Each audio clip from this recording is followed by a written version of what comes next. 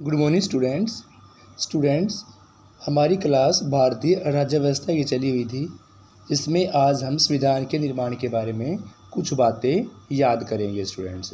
तो शुरू करते हैं आज की क्लास। देखो स्टूडेंट्स, यहाँ थ्योरी की टाइप में क्वेश्चन है, तो आपने एक एक लाइन से क्वेश्चन निकालना है। मैं आपको बताऊँगा। देखो, सबसे पहले आपको याद करना है कि भारतीय संविधान विश्व का सबसे विशाल संविधान है। एक क्वेश्चन आपका ये बन जाता है कि सबसे विशाल संविधान किसका है पूरे विश्व में, तो वो है भाई भारत का।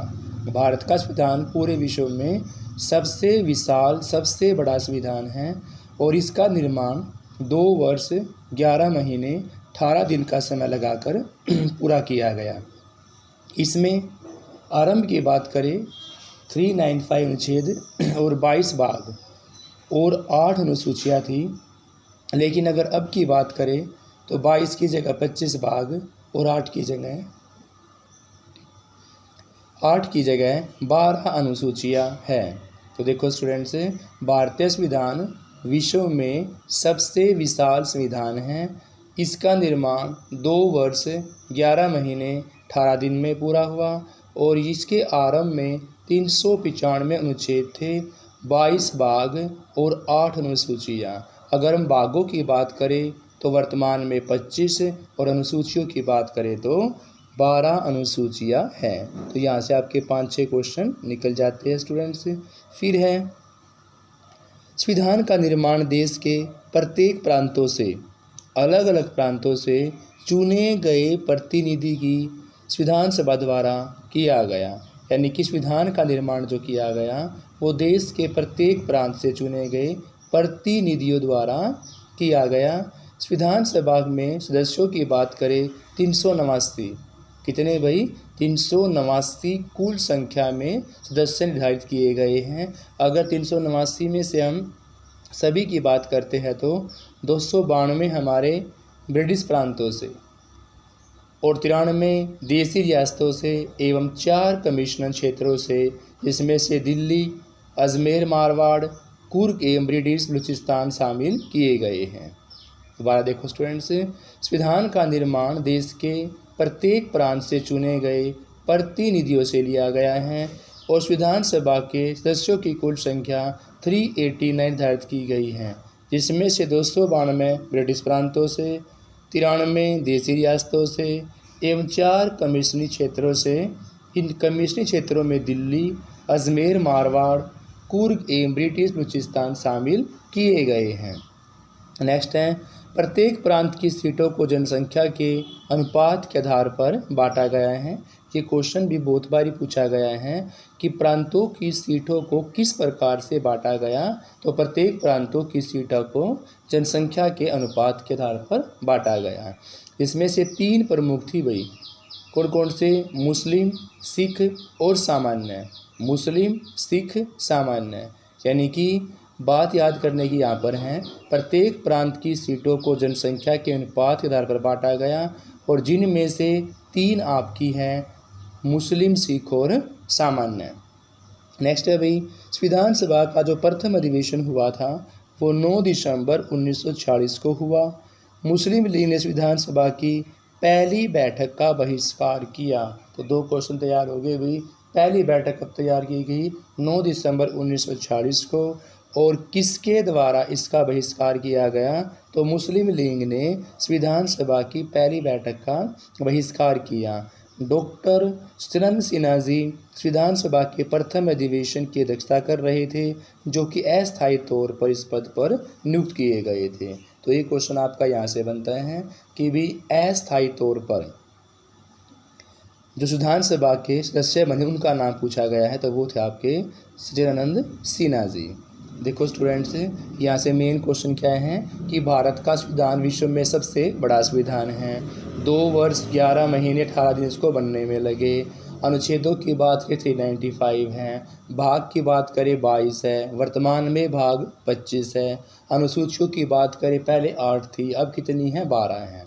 फिर संविधान का निर्माण देश के प्रत्येक प्रांतों से चुने गए प्रतिनिधियों के द्वारा किया गया और सभा में सदस्यों की बात करें तो कितने हैं? 389 हैं। 389 में से 292 ब्रिटिश प्रांतों से, 93 देशी रियासतों से और 4 कमिश्नरी हैं।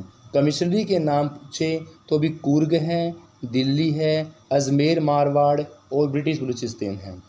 फिर हैं प्रत्येक प्रांत की सीटों को जनसंख्या के अनुपात के आधार पर बांटा गया और इनमें से 3 जो थे वर्ग, उनमें से एक आपका मुस्लिम, एक सिख और तीसरा क्या था भी सामान्य था। संविधान सभा की प्रथम बैठक 9 दिसंबर 1946 को की गई थी। मुस्लिम लीग ने पहली बैठक का बहिष्कार किया था और यहाँ पर अस्थायी तौर पर सिन्हा जी को इसका पद दिया गया था। आगे याद करते हैं। 9 दिसंबर के बाद फिर 11 दिसंबर को बैठक होती है और फिर डॉक्टर राजेंद्र प्रसाद जी को संविधान सभा का स्थायी अध्यक्ष चुना जाता है। तो एक बात आपने याद करने लायक हो गई कि भी 11 दिसंबर 1940 को डॉक्टर राजेंद्र प्रसाद जी संविधान सभा के स्थायी अध्यक्ष चुने जाते हैं। 9 दिसंबर को अस्थायी, 11 दिसंबर को स्थायी। अगर अस्थायी की बात करें डॉक्टर सचिदानंद सिन्हा जी हैं और स्थायी की बात करें डॉक्टर राजेंद्र प्रसाद जी हैं।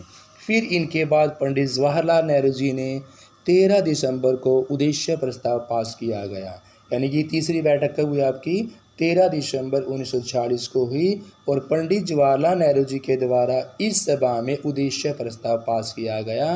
उद्देश्य प्रस्ताव को संविधान के रूप में प्योरीफाई करने के लिए, परिष्कृत करने के लिए अलग अलग विषयों से संगठित समितियों का गठन किया गया, जिनमें से प्रमुख आपके इन समितियों में से सबसे प्रमुख जिनका नाम आता है वो है डॉक्टर भीमराव अंबेडकर जी।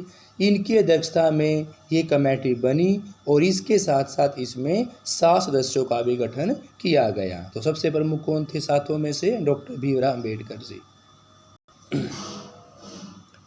स्टूडेंट्स, इस विधान समिति में सबसे प्रमुख आपके डॉक्टर भीमराव अंबेडकर जी थे।